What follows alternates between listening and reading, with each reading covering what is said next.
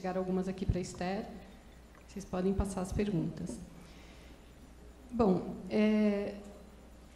a fala do Ferrez dá uma embaralhada, né, na coisa, porque eu acho que é um olhar justamente o que eu estava falando, né, o olhar que a gente às vezes não tem, né, de um lugar que a gente não consegue estar, né. Uma das coisas que eu ia perguntar era isso, né, se nós que fazemos jornalismo, que tentamos fazer comunicação, se a gente consegue fazer isso, por exemplo, retratar a história das quebradas, da vida das pessoas, essas dúvidas, sem estar lá, sem ser de lá, a gente consegue fazer isso? Essa é uma pergunta especificamente para você. Para o professor e para a Esther, eu gostaria de... É uma coisa que eu sinto muito, assim, eu acho que tem um grande desinteresse do povo pela própria cidadania. E eu acho que isso é uma coisa que está muito relacionada ao que a gente convenciona chamar de hegemonia cultural, né? Por exemplo, a gente tem uma brincadeira que, se a gente falasse que um assunto está relacionado, mesmo que não tenha nada a ver, a gente falar que está relacionado ao Neymar e à Bruna Marquezine, e as pessoas vão ler, sabe? Assim, você pegar um assunto que... Porque as pessoas procuram por isso. Se for procurar as notícias mais lidas em qualquer site desses grandes meios de comunicação, as coisas mais lidas estão relacionadas à vida de celebridades ou a tragédias, enfim, né, bem entre aspas, tragédias também. Então, eu queria saber de vocês isso, né, os interesses pela própria cidadania e a priorização da vida de celebridades é um sintoma da hegemonia cultural? Quer começar, Ferrez? Bom, eu não sei se a pessoa é capaz, vivendo o que a gente vive, eu não sei. Eu, quando eu tinha 8 anos de idade, eu tinha que ir para a escola, eu estava no 2º ano da escola pública, eu tive que pular o corpo de um cara que estava na minha porta para poder estudar. Meu pai falou, não pula, deixa aí o rabecão tirar primeiro. Eu falei, pai, vai ficar o dia inteiro para o rabecão tirar. É melhor eu passar logo. Eu passei, pulei o corpo do cara. E eu não sei se nenhuma criança de 8 anos é preparada para poder ver isso e depois ainda vencer na vida, sabe? Ser ajustada e escrever boa literatura e essas coisas. Eu não sei se é para isso também que a periferia serve. Mas hoje, com 43 anos, no começo do ano, tinha um menininho na minha ONG de 6 anos, e ele não podia, de 5 anos, ele não podia estudar lá porque ele tinha que ter 6 pelas regras da prefeitura.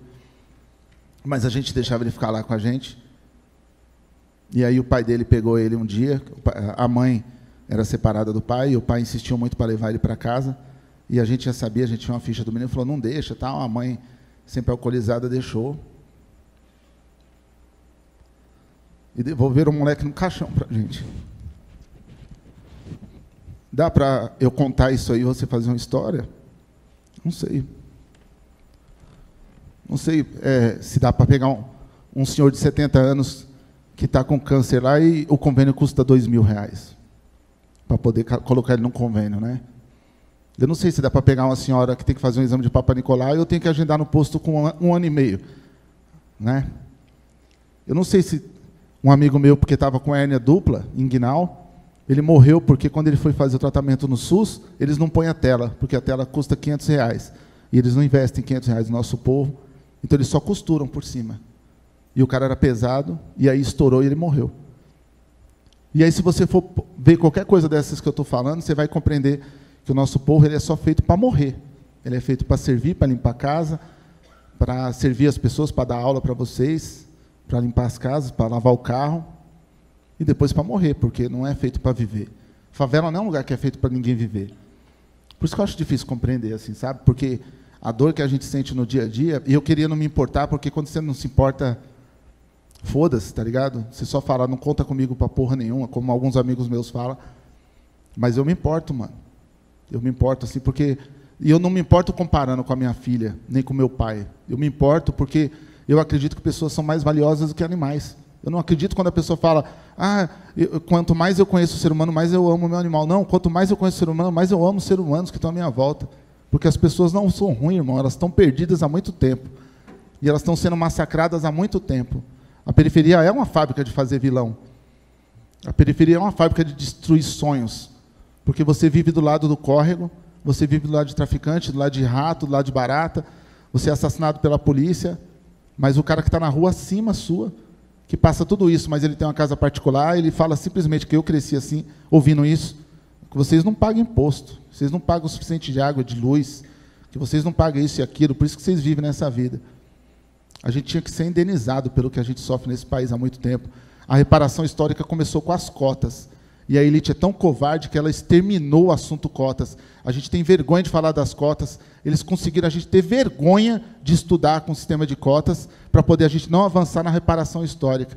A gente construiu esse país tudo, e o que sobrou para nós foi as favelas, o tráfico de arma, o tráfico de droga, tá ligado? Foi ser preso por qualquer desculpa.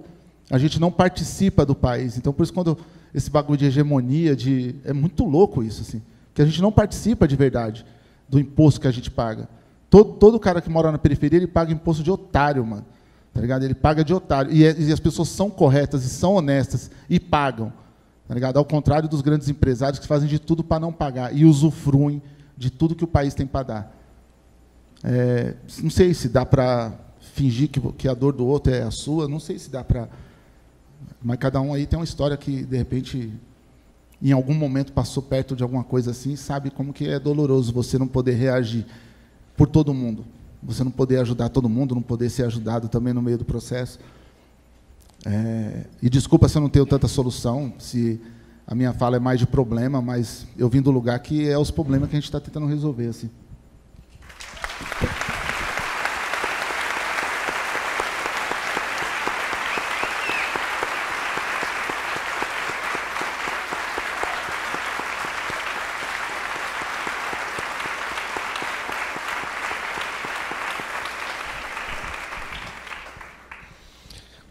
Talvez a palavra cidadania possa ser incluída entre esses termos assim obscuros, vazios, né, que representam essa espécie de enganação, né, de pseudo-estado, de pseudo-educação, de pseudo-saúde, e que pode nos levar a uma espécie de